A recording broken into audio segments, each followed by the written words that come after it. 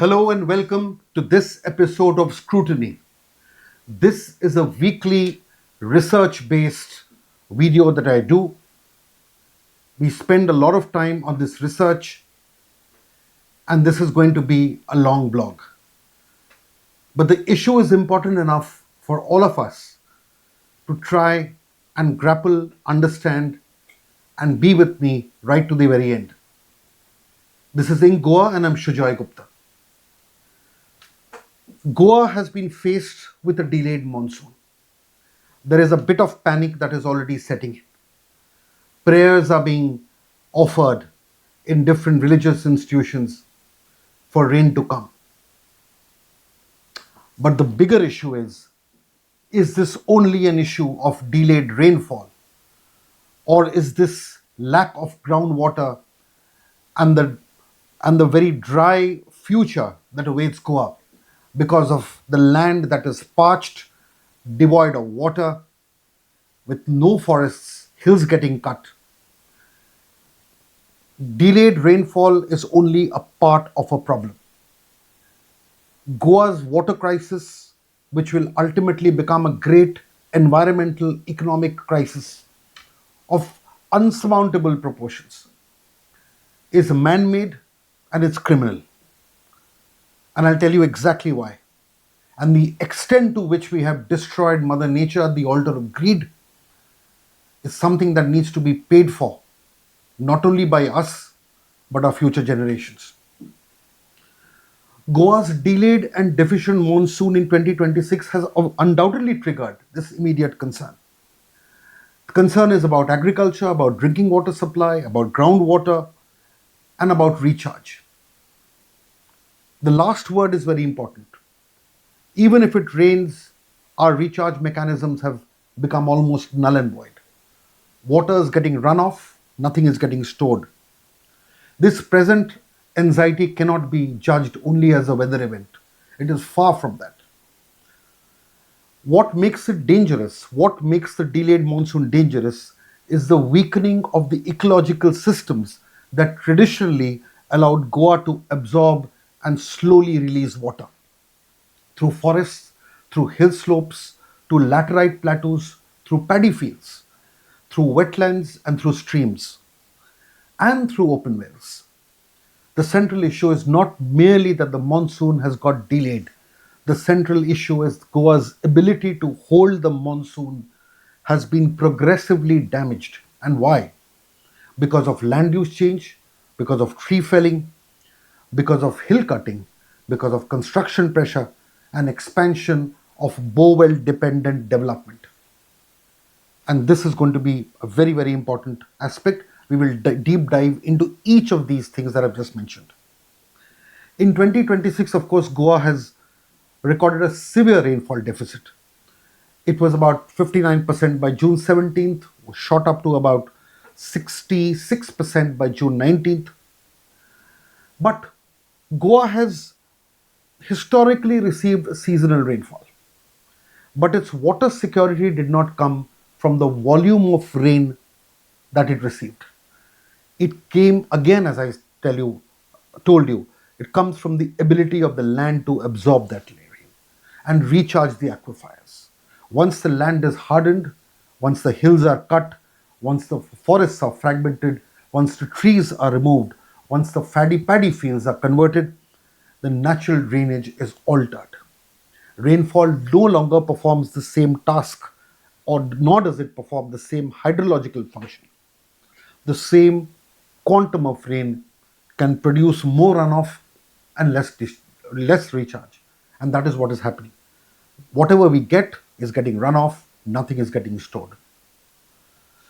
Now, this whole solution-based narrative that we get from government and government ministers and others who speak very casually. They give bites to newspaper channels while sitting in cars going from one function to the other. They casually say something has to be done, something has to be thought of. Nothing has been done, nothing has been thought of, nothing will be done, nothing will be thought of, the way things are going now. Because this whole issue of more tanker supply, then new treatment capacity, these are short term, immediate measures that will only have short term impact. They do not, none of this addresses the structural issue of recharge loss.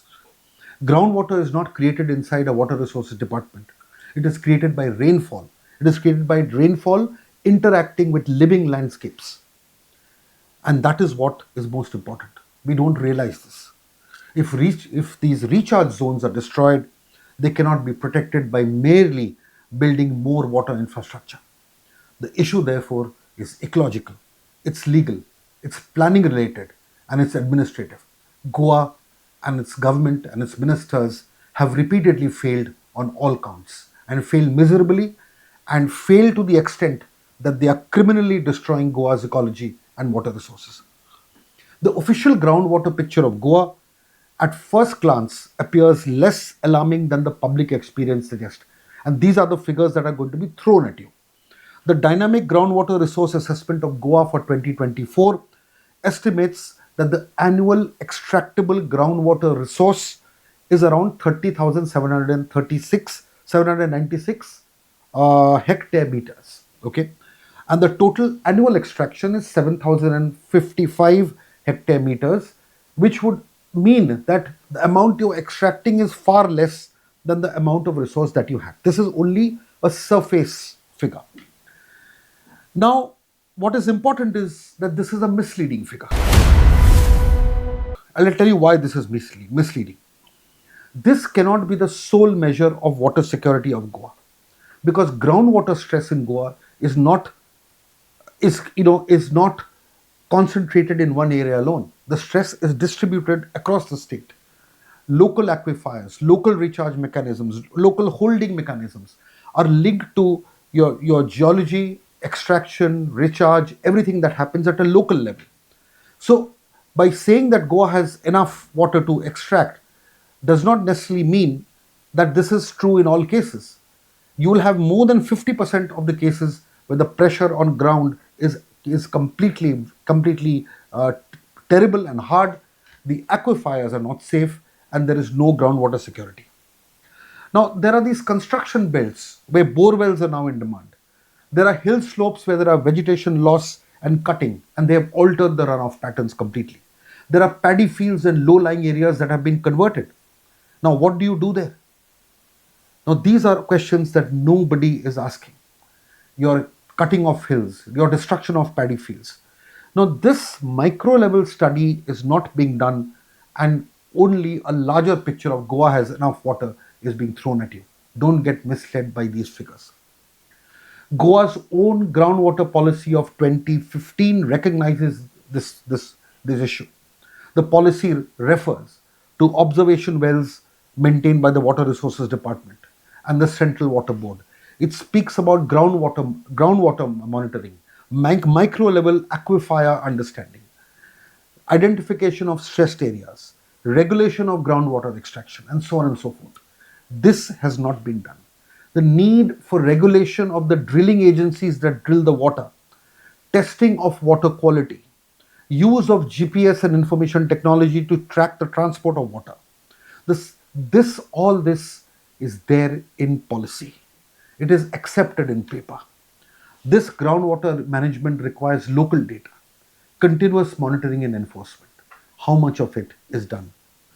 The unanswered question is whether this policy is just a policy on paper, but implemented in a way that matches the pace of Goa's rampant construction, and I would even go to add illegal construction. If the policy envisaged aquifer check, stress identification, regulation of drilling, then Goa should be able to publicly answer these questions. Does the government have data on all of this? How many borewells exist in each constituency? How many are legal? How many are illegal? How many have been sealed? How many permissions have been granted to commercial establishments, hotels, resorts, restaurants, construction projects, and private villas? How many tankers draw from private wells or borewells? How many tanker trips are recorded, and from which source? Which villages have been identified as groundwater stressed? Which areas have been placed under restrictions? Do we have an answer, or do we have a regulatory framework to work on these answers? The answer to this is a shocking no and an embarrassing no. The Borewell question is central to Goa's water future.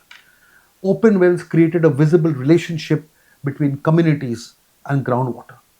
Earlier, there was a relationship between communities and groundwater. The falling water level is an explicit warning because bore wells change this relationship between communities and groundwater. And that is what is important. A bore well attached to a hotel, restaurant, construction site may draw water from the same underground system, but that groundwater cannot be treated as a private property merely because the extraction lies in a private land, because you're tapping into a shared resource, into a community resource. The Goa Groundwater Regulation Act 2022 was meant to establish this regulatory control over the sinking of wells and bore wells, particularly in the notified and scheduled areas. Permissions are required for new wells. The law provides a framework for control. How much of this control actually happens? How much of enforcement is already done? The matter has reached the Goa Assembly on several occasions. The record itself shows several MLAs raising questions about registered and illegal bore wells, about unregulated use of these wells, bore wells, and sinking wells. This is recorded, which means that this has entered legislative scrutiny. But then, what happens after that? Do we have a consolidated, publicly accessible borewell and groundwater extraction database from 2000 onwards? Do we have it? I don't think so. Also, construction linked groundwater usage must be examined separately from ordinary domestic use. A family using an open well traditionally cannot come under the same category as a large construction commercial project using borewell and tanker supplied water. Goa's development model has changed sharply and I would say sadly over the last so many years. Goa has seen the growth in luxury villas, second homes, gated projects, hotels, boutique resorts, wedding destinations, and so on and so forth. Many of these projects have significant, in fact, most have significant water needs. And they include landscape gardens, massive swimming pools, high end hospitality infrastructure, continuous occupancy. This approval process of all these projects, do they have a water resource audit? Again, the answer is a shocking no. When we talk of carrying capacity, everybody talks of carrying capacity as a new buzzword.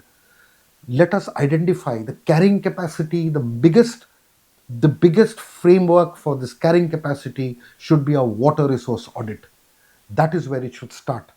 The key question should be very simple and mandatory for every construction project. What is the source of water during your construction? What is the source after occupation? And what is the impact on the local aquifer? Have these questions been asked to the Lodhas? Have these questions been asked to the Bhutanis? Have these questions been asked to any builder? Has this question ever been asked to Credai? We need answers to this. If the project depends on PWD water supply, the state must disclose whether the public system has the capacity to generate and supply this water. If it depends on private wells in nearby villages, then it must be treated as groundwater extraction from a community resource. Without this scrutiny, water availability areas will not be identified. We will not know where the water is come from. Now, also, one of the most important warnings has come from a research on the Bardez aquifer by the National Institute of Hydrology. Now, the study observed that Goa's coastal tracts were rapidly transforming into settlement areas, and that inadequate public water supply had pushed people towards wells and bore wells. The study referred to large amount of groundwater withdrawals by builders, hotels and tourist establishment. It also examined the risk of seawater intrusion into the groundwater. Now, this seawater intrusion also is an important study by its own self, and we need to look at it because Goa's coastal aquifers are absolutely fragile. Fresh groundwater is actually hanging in balance, and the balance between fresh and saline is very, very fragile. These are important issues that need to be studied. Now, let us now look at one more study of the 2022 Goa South Goa coastal belt using satellite imagery. And that imagery showed that built up area in Murmugaon, Salset, Kepe, Kankona increased from 88.46 square kilometers in 2009 to 113.40 square kilometers in 2015. Around 128.54 square kilometers was the figure in 2020. So I'll repeat, 88.46 in 2009, 113.40 in 2015, and 128.54 square kilometers of built up area in 2020. That means an increase of more than 40 square kilometers in 11 years. This is not ordinary urbanization, it's a hydrological change of water. Built up surfaces have reduced infiltration. Water is not getting stored, as I earlier said. Roads accelerate this whole runoff. Parking areas, basements, paved compounds, they prevent percolation of water. This is how serious this is. Then we come to another big issue, the conversion of paddy fields and wetlands. And that's happening all over Goa. Paddy fields are not just empty lands waiting for development. They form part of the hydrological ecosystem. They hold seasonal water. They slow down runoff, and they support local drainage. They help minimize the moisture, maintain moisture. When they are filled and built upon, none of this happens. The whole area loses storage capacity. Now we come to hill slopes. Hill slopes and laterite plateaus are just not vacant real estate meant for building. Builders see it as vacant estate, convert, build. But they are recharge zones. These laterites absorb and transmit water. They Vegetation and slope condition are also very important. They hold water. When the laterite hills are cut, the hydrology of that area completely changes. Who is going to explain this to our government, to our ministers, to our builders, to everybody who signs those files giving construction licenses just because you get a call from somebody higher up saying, please give it? Hill cutting is one of the least understood problems of Goa, but it is one of the most serious threats to Goa's groundwater systems. A hill is not just a scenic background, it collects rain, it slows runoff, it supports vegetation, it holds the soil, and so on and so forth. Now, this natural drainage that is getting affected by the cutting of hills has destabilized our land completely. And also, cutting off hills is not restricted to that, just to that. It also destroyed springs, it destroyed wells, destroys a lot of other natural systems, and its impacts have not been studied enough. So it is not just about a cutting of the hill. Now let us look at some court decisions and others which further emphasize that this has reached the courts, but precious little has happened in terms of effect. Court records from an earlier Goa Foundation litigation show that even decades ago, permissions and environmental conditions referred to avoiding hill cutting as far as possible, protecting slopes and not cutting hills. These conditions existed even before this development boom fell upon us. So now imagine, after this development quote unquote boom, we are in for permanent doom. Tree felling. Now let's look at tree felling. Tree felling must be understood as a groundwater issue first. Trees also reduce surface runoff. They hold soil, they support infiltration, they create shade, they maintain moisture, and they protect the microclimate. That is why tree felling needs permissions, especially for highways, real estate, and infrastructure. This is just not an administrative approval. They require an assessment of the local ecological and hydrological impact. How many babus signing files and giving permissions do this? Do they rely on any such study on the impact is going to happen on the drainage, ecology, and runoff when tree cutting permissions are given? Each signature, each signature is a death warrant to Goa's ecology. It's a death warrant to Goa's water systems. And so many of these death warrants are signed on a daily basis by people who are no less than ecological criminals.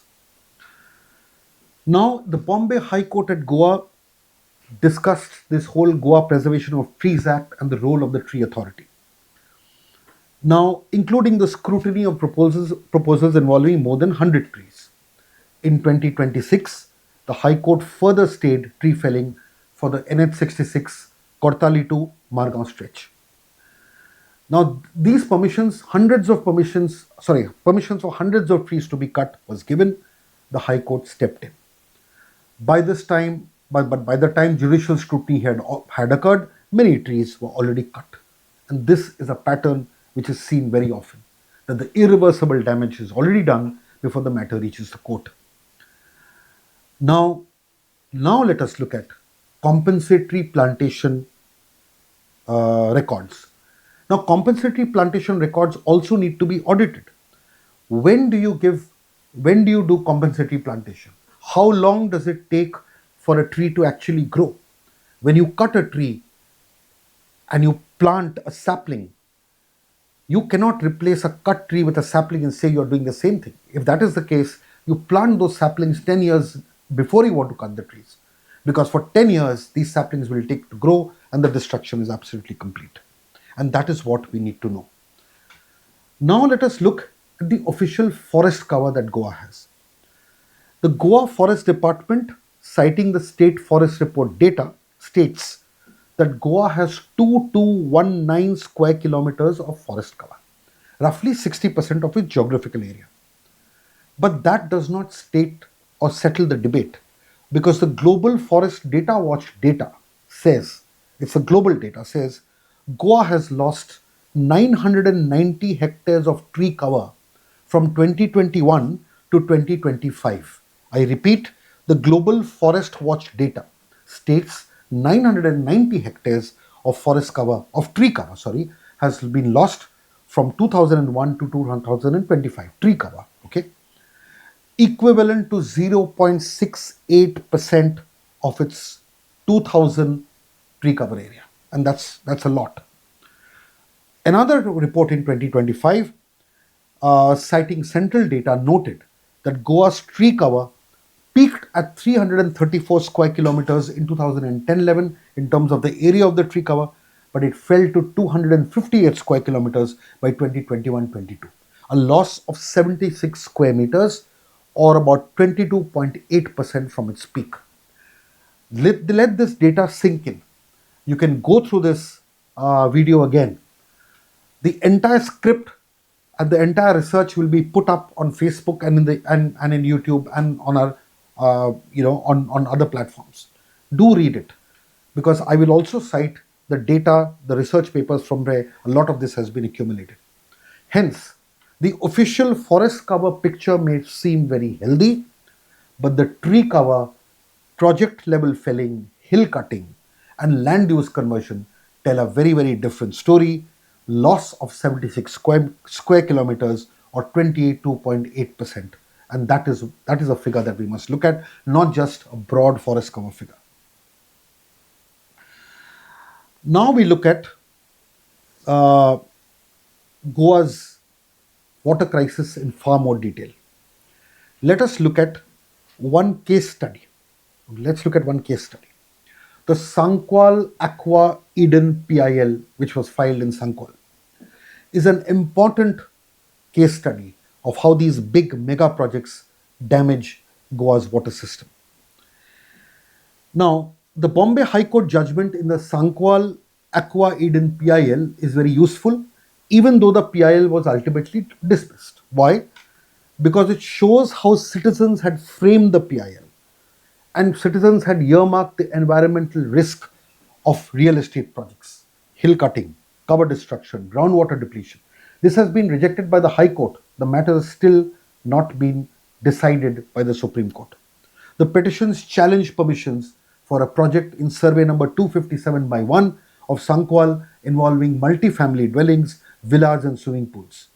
The petitioners sought an expert committee to investigate hill cutting and regulatory lapses in this project.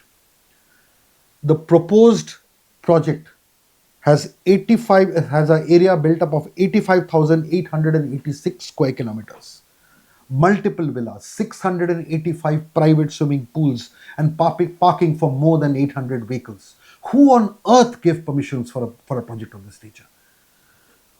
The petitioners argued that the project would cause environmental degradation, depletion of natural resources, irreversible damage to green cover, and the reduction of the groundwater table, thereby endangering the villagers' right to life under Article 21 of the Constitution.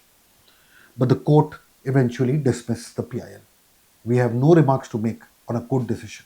We are just telling you what the people said and what the court did. The court found no merit in objections to this project. The court found no merit.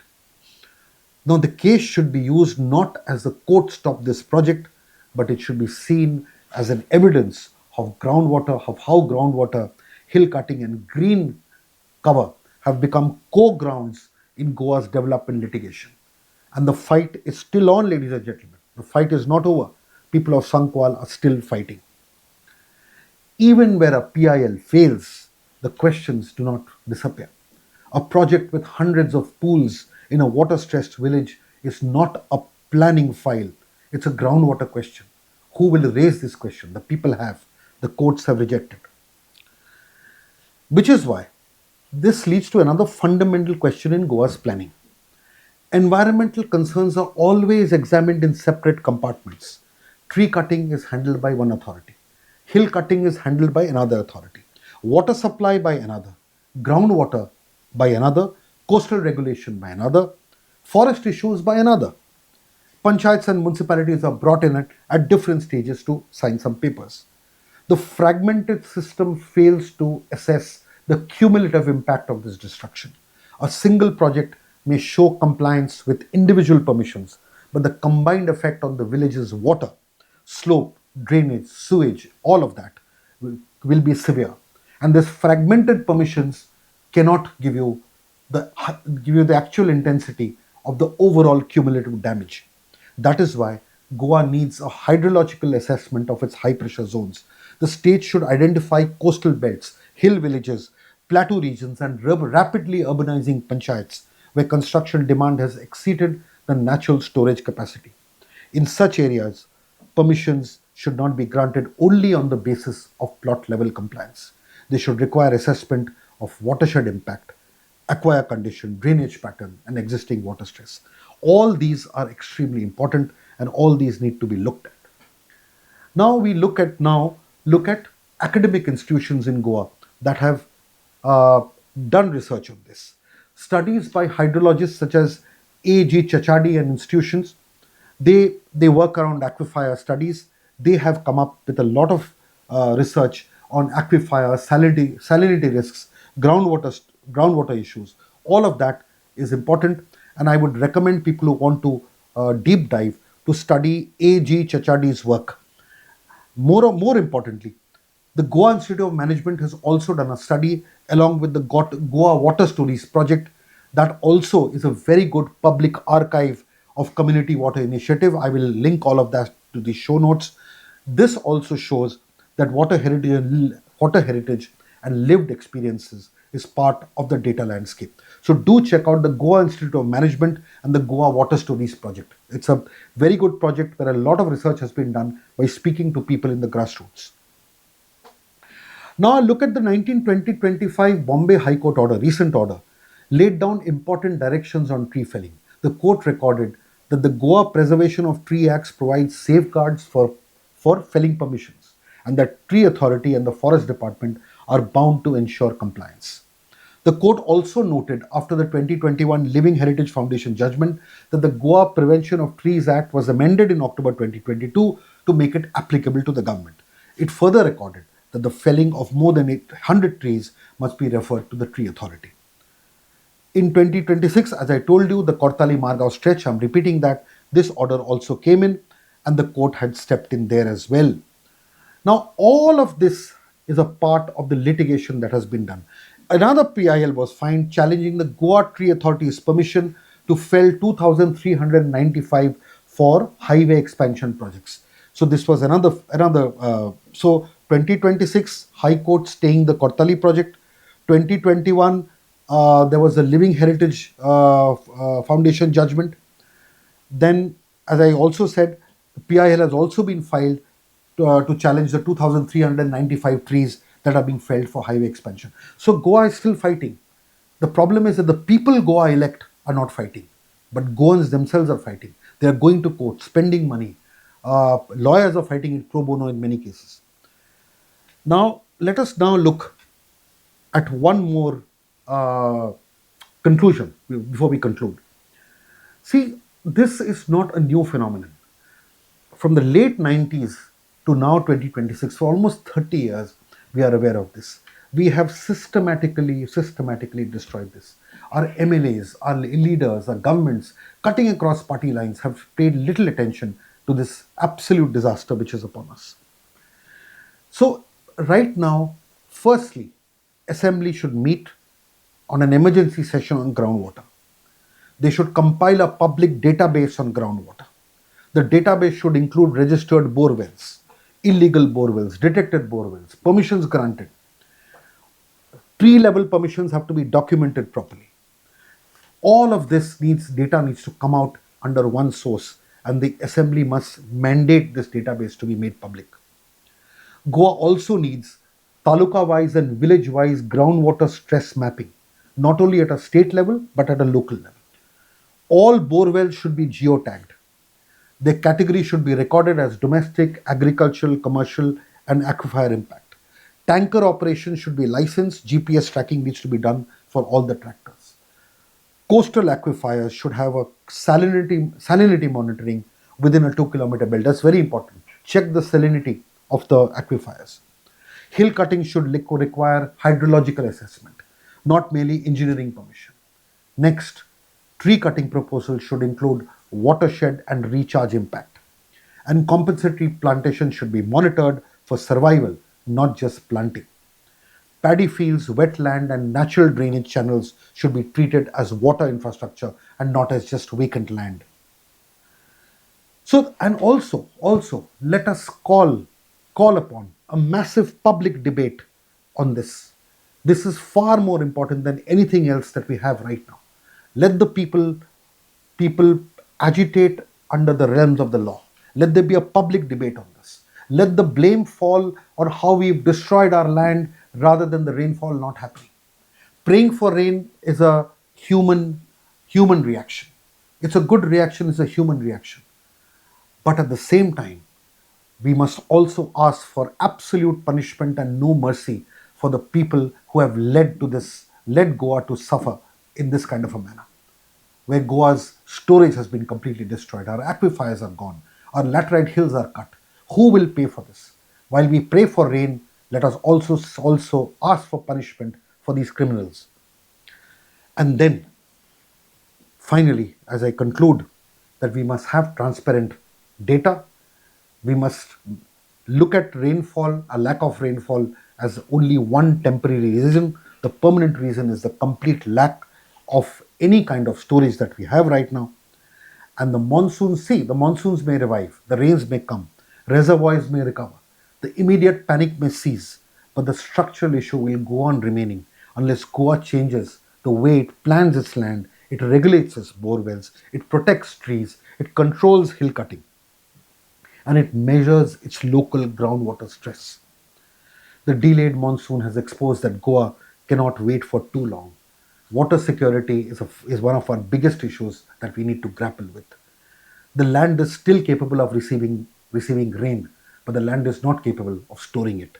And who is to blame for it? The warning is clear.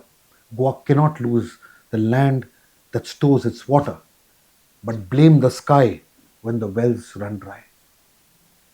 Thank you so much. Do keep following Incoa. Do understand what this very long blog or this very long scrutiny meant to say, and do look up some of the research that we have done, so that you could also participate in the whole research process to understand more. This also goes out to academics, people who are studying it, and more importantly, to our ministers, who should do policy planning and study this. Spend one day researching this. Spend one day opening these books. National Institute of Hydrology by A.G. Chachadi, the Bardes Coastal Aquifer Model, read it. Read the Goa University study that again Dr. A.G. Chachadi has done, rainwater harvesting and aquifer storage case studies. If you are not aware of it, please be aware of it now. Then there is a South Goa coastal build-up study 2009 to 2020. Please take a look at that too. And then look at the Goa Institute of Management, Living Waters Museum, Goa Water Stories.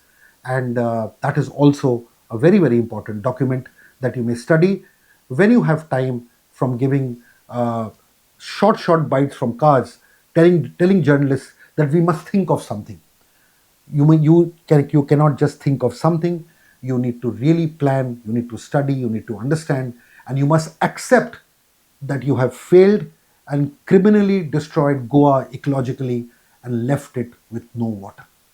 Thank you so much.